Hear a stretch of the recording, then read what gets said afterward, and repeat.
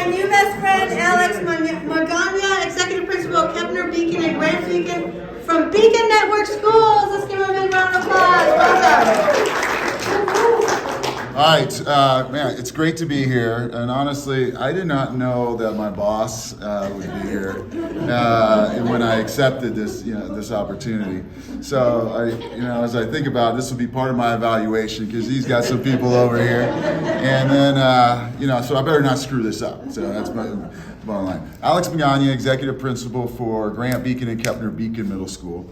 And if you're wondering what is an executive principal, it's someone that decides to take on two schools and then share resources back and forth, and it's a lot of work, and that's a whole other story, to tell. But today, what I'm going to talk to you about is an innovative practice that we've done and why we did it. So you're going to leave with the challenges that we faced, why we made those changes, and then some of the practices that we have done. It doesn't stop. So the challenges are always going to be coming up, but I'm going to talk to you a little bit about that. I'll start with enrichments. Enrichments are part of our school day, and we do a lot around the enrichments. We also do a lot around character development. So focusing on positive points for students. So we do a lot of work around the character development. And then we do blended learning. So I'm going to talk a little bit about blended learning, of how we implemented and what we did. And then I'm going to spend my time on the relational learning, which lends itself perfectly to some of the work that you're already looking into as far as AI. So taking a step back, a quick story. I was a principal at the lowest performing school at the district. And what do we do when we're at the lowest performing school district? We just roll up our sleeves and get to work, right? We work with our teachers, we motivate them. We had small classes, small reading classes, small math classes, and we just worked hard. And then state tests come around, and I'm like going, oh, all right. I run to my computer, I open up the computer, I look, and I'm like, we're green, because we were the lowest performing. And I'm high-fiving everyone. It's our preliminary results. I'm making copies. I'm running around to some of my teachers, giving them copies. And you're not supposed to, by the way. And then I go, and then the next day, I get a call. Mr. Magana, the preliminary results were incorrect. You're really yellow. Yeah, embarrassing, terrible. Just kidding, guys. So what did we do at that point? We we went back. Small reading classes, small math classes. Strong data team systems. We were working hard, but then what we were doing is we were doing a really good job of building from the bottom up, and we weren't really challenging our students at that level. Later in the year, I get another call from the instructional superintendent, and they come to me and they said, "Hey, did you hear?" I'm like, "What's that?" "There's going to be a new school opening up just down the road from you, in a state-of-the-art school, and it's a charter school." And I'm like, how? We are already struggling with enrollment. The neighborhood already turned against us because of whatever ended up happening, prior, because we didn't adjust. And I'm going, how can this happen? So what did I do at that point? I complained. So I complained to teachers, I complained to parents, complained to students, and I'm telling everybody this, and then I go, a friend of mine who happened to be a parent of ours, he says to me, he's like, why don't you just be innovative? Be innovative. Think outside the box. And that was my aha moment. Because then I realized, instead of complaining about it, I need to go. And so I went in front of the staff, similar to this, and I asked them two questions. Do we make the changes, or do we allow someone else to make the changes? And fortunately, they said, we make the changes. And that's where we started our adventure. And we started with blended learning. How many people know about blended learning? Right, so in the beginning, we were so overwhelmed with the model, online, synchronous, face-to-face, and then we were so overwhelmed, and I actually ripped out computer labs because they were never being used. We put them in the classrooms, did all kinds of stuff. And then in year one, and I didn't realize at that point that was easier than what we're trying to deal with now, right? And then in year one, the engagement was high. People would come in, and they go, holy cow, we went up to green. Why? The engagement was higher. Kids were more connected. We were meeting them at where they're at, and the online provided that. But as we moved forward, what ended up happening is students were on the same tab. So what we really created is a glorified textbook And that's what ended up doing. I'm going, oh my gosh, we're not differentiating. And our results were showing it that we were not moving all students and expecting them to grow. And then what had happened? COVID. And you know what kids learned in COVID? Student voice and student choice. Mute, turn off screen. Right? That's what, and then they still bring that back into the schools. So I did some research. I was like going, gosh, we're not getting this right. So as I'm looking and doing this research, and I'm thinking about being a genius, and I believe strongly that all kids are geniuses. We just need to figure out how to meet them. So when you look at Albert Einstein's quote, and I came across that one, and you look at that, and you look to see that, all right, if that's what it's, if you're everyone is a genius, but if you judge a fish by its ability to climb a tree, it's going to think it's stupid its entire life. My question to you is, how many kids think they're stupid? How many teachers, consciously or subconsciously, think our kids are stupid? And that's real, right? And then I took the word genius and go, oh, that's a Latin word, and then we break it down. It's to draw from within. So every child is a genius. So we kind of look at that. I'm like, oh, and then when we look at Thomas Edison, he was really smart. He said 1% talent, 99% work. So that got me thinking, how do we educate our students? How do we educate our students on the work, on the how to learn? We do a good job of just feeding them content, and we continue to do the same thing. And I was seeing it in my classrooms. And then I went in, and this is a great year. This is the best year ever because I was born. So, but aside from that,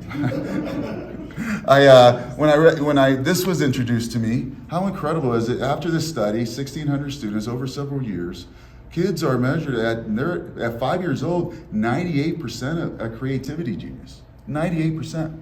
And then it drops down with a trending down, going down. So as adults, we're at 2%.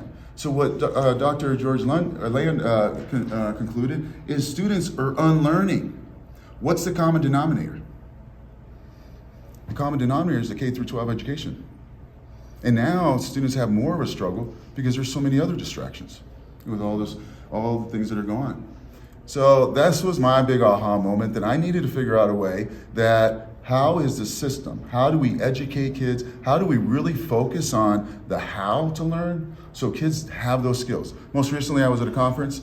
The Southwest conference was great. They were talking about, companies are talking about, we're hiring on skills. This GPA thing is not working for us. This bachelor's degree is not working for us. Kids are not getting what they need. So a friend of mine came to me and she goes, hey, I'm writing this book. And I said, okay, cool, tell me about it. And then she tells me about the framework. She's like, what I found, and she was a former exec, and she goes, what I found is just the workforce doesn't know how to learn. They don't know how to solve that. Personally, when I saw that with my kids, I saw the same exact thing with my own kids, where they graduate and they're like, hey, I don't know what to do. So imagine that, where kids are learning consistently, goal setting. Kids are learning how to explore. Understand is like, oh, what do I already know? Access prior knowledge, right? Oh, then they research, take a deep dive. See, I welcome AI. I'm excited for AI, right? If we use it correctly and we use it as a tool to move our students forward. And then we look into practice. How are they practicing? And then relate. How are they connecting to it? How many times do kids say, how does this important to me, right? And then the other piece is self-assess. So when I looked at that, we went back to the team and I said, hey, I want to implement this. How can we do it? So we started working with our teachers. We created our own kind of model. We beaconized it, if you want to say it, that. And then what we did is, then we started building lessons around it. Teachers struggle with this because they focus on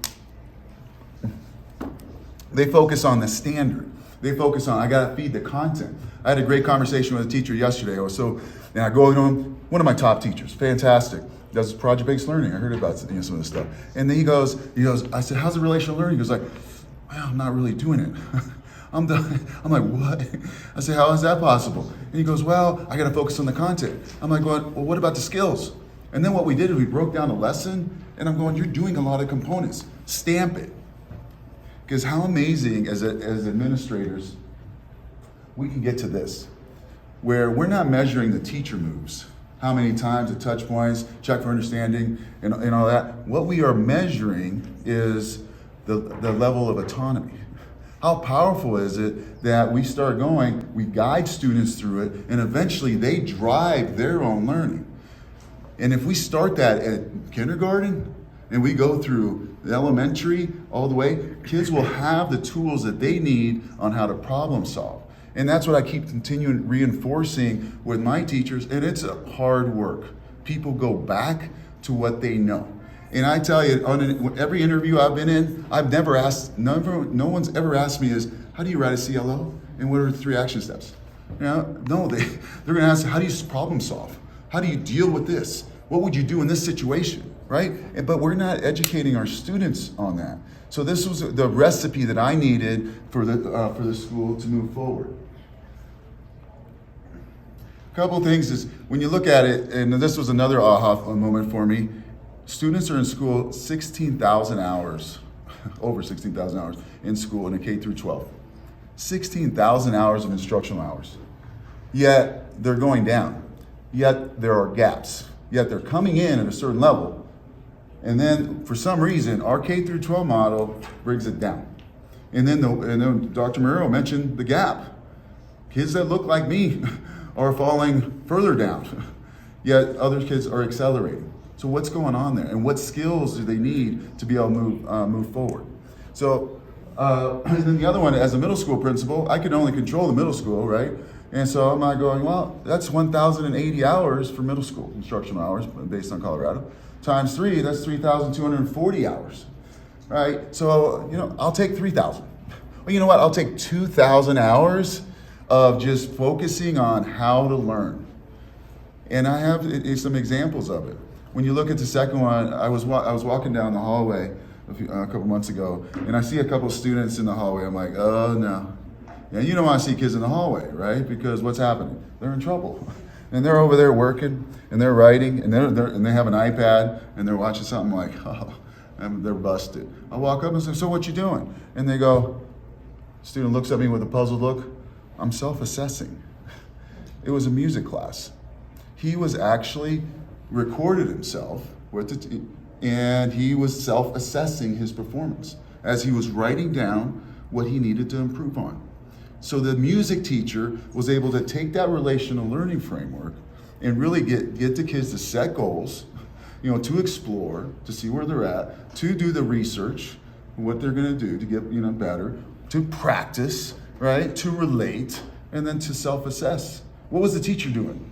The teacher was in the classroom, continuing to facilitate the all the students. So that was so powerful, to me. I'm like, oh my gosh, and I just walk away from it. The other one is this young lady here. She, in 6th grade, I walk up to her and we butted heads. So I know I did something wrong, whatever I did, but we butted heads. And in 8th grade, I approach her and I'm talking to her. I was like, what do you think about the relational learning? And that's what she said. She said, the relational learning framework has completely changed how I approach school. Before I was just memorizing facts. Now I understand why I'm learning, how everything connects. For the first time, I feel like a true genius because I can actually think for myself. She's been getting that since 6th grade, 7th grade, and 8th grade. And to be fully transparent, it's a struggle because it's constantly reminding teachers, ensuring the importance, of that. The second student, it happened to be the student with the music class, and he goes on to say, it's an effective and efficient way of learning and the process makes it easier. The research part, so he called out the component, right? Has helped me use it in different things. I really like how the school focuses in my classes, right? And then he goes, it helps understand the lesson no matter your skills. And I love this because he was thinking about other students. No matter your skills, it helps students succeed. He was thinking about all the other students. So now you're taking the excuses, away.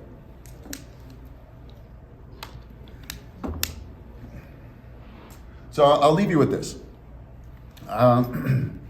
We have that. I hope you join me in the journey of bringing out the genius in all of our kids. We're doing it wrong. There are too many students that are falling through the cracks, and it's happening before our eyes. And if we can honestly commit to using whatever tools we need and educating our students so that they are skilled and ready for the workforce, Companies are telling us this. Our parents are telling us. My gosh, our kids are telling us. And the ways you can do that is first, the first thing is identify your challenge. What challenge are you facing? What does it look like in the district or in your school? And the second thing is be innovative. Think outside the box. If we continue doing the same thing we've done for the past 50, 60 years, we're going to get the same result, right? And that was, once again, from Albert Einstein. So be innovative, in your approach and challenge the status quo. The third thing is get a small team.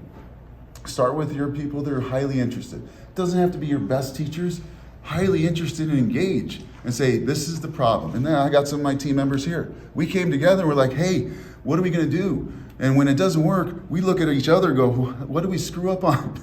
Right? We're not blaming the kids. We're actually looking for solutions. And then celebrate the small wins, because it does start small. And finally, as leaders, always define your vision and continue saying your vision. But give your teachers the resources that they need and the skills they need to get to that.